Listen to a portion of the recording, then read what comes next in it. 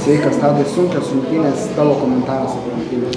Sveiki, tai labai sunkios rungtynės, porą sykių teko grįžinėti iš gan nemažo atsilikimo, bet kaip treneris akcentavo, reikėjo stengtis likti rungtynėse, tai manau tą ir padarėm ir gal šiek tiek pagreitinom žaidimą, tas manau padėjo ir to pasiekoje pasiekėme pergalę.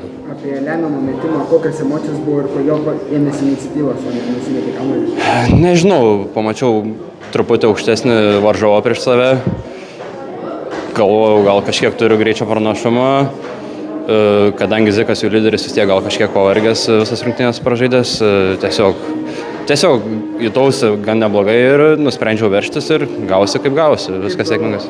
Tai kaip tavo akimis komanda tobulėja nuo sezono pradžios? Kokį tobulėjimą? Manau, tobulėjom tikrai visai neblogai. Aišku, nenoriu prisišnekėti nieko, bet treniruotėse dirbam tikrai gerai. Ypač ketvirtadienį tikriausiai turėjom geriausią treniruotę po kol kas, tai ir pasirodė, kad šiandien nenuleidom rankų ir iš -20, jeigu sugebėjom grįžti, tai manau, tiesiog reikia tęsti tą darbą ir viskas bus gerai, manau.